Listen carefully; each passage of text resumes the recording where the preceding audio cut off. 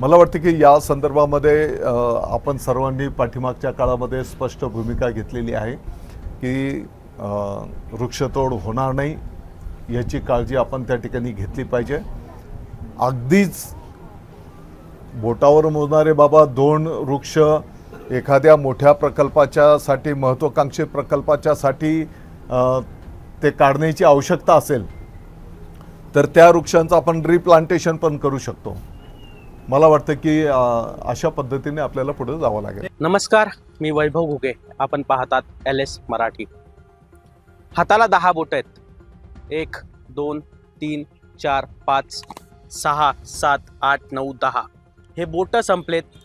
मात्र या ठिकाणी आपण जर झाडं बघितली तर या असंख्य झाडांवरती आता ही वृक्षतोड जी आहे ती होणार आहे आणि प्रशासनाकडून या ठिकाणी मार्किंग आत्ता आपल्याला या ठिकाणी पाहायला मिळते।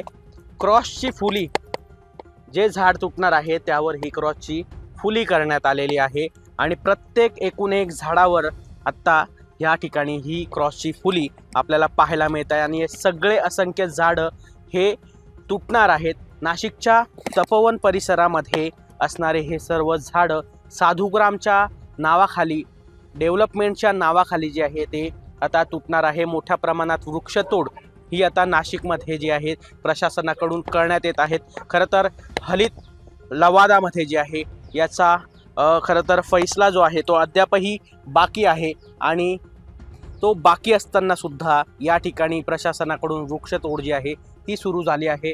माझं तुम्हाला झाड मोजून देण्याचं कारण एकंदरीत असं आहे की सत्ताधारी पक्षातले शालेय शिक्षण मंत्री दादा भुसे यांनी आज माध्यमांना प्रतिक्रिया देताना काहीतरी बोटांवर मोजण्या इतकी झाडं तुटत आहेत, विकासासाठी हे झाडं तोडण्यात येत आहे अशा प्रकारचं वक्तव्य केलेलं आहे। मात्र अशा प्रकारचं सत्ताधारी पक्षातील मंत्र्याने इतकं बेजबाबदारपणे वक्तव्य करणं हे कितपत योग्य आहे अशा प्रकारचा प्रश्न आता खरं तर स्थानिक नागरिकांकडून उपस्थित केला जातोय। नाशिकमध्ये अनेक ठिकाणी जे आहेत रस्ता रुंदीकरणाच्या कामासाठी असेल किंवा विकासाच्या कामासाठी असेल अशा अनेक विविध प्रलंबित ज्या गोष्टी आगामी कुंभमेळ्यासाठी ज्या होणार आहेत या सर्व गोष्टींसाठी ज्या आहेत हे वृक्षतोड जी आहे ही केली जाणार आहे आणि असंख्य प्रमाणात ही वृक्षतोड आता नाशिकमध्ये खरं तर करण्यात येत आहे। आपण जर बघितलं तर हे साधुग्रामसाठी राखीव ठेवलेली ही जागा, ही सर्व जागा जी आहे ही साधुग्रामसाठी राखीव ठेवण्यात आलेली आहे आणि जवळपास त्यांचं म्हणणं असं आहे की जे झाडं मागील कुंभमेळ्यात नव्हते, 12 वर्षानंतर जी झाडे लावली आहेत ही झाडे तोडणार आहेत। मात्र या झाडांचं वय आपण बघा, कुठल्या प्रकाराने हे झाडं तुम्हाला 12 वर्षाच्या आतील दिसत आहेत। सर्व झाडं हे कमीत कमी 20 ते 25 वर्ष जुने हे एवढे झाडं आहे। त्यांचं खोड जर बघितलं तर मोठ्या प्रमाणात इथे या ठिकाणी वाढलेलं आहेत आणि या सर्व झाडांची वृक्षतोड आता विकासाच्या नावाखाली खरं तर नाशिकमध्ये होणार आहे। स्थानिक नागरिकांकडून मोठा संताप जो आहे तो व्यक्त करण्यात येत आहे। पर्यावरण प्रेमींनी आजच सकाळी या सर्व संदर्भात जे आहेत नाशिकमध्ये मोर्चा काढला, महापालिकेवर ते धडक मोर्चा देत त्या ठिकाणी बैठक करत आंदोलन केली, आयुक्तांना पत्र दिलं।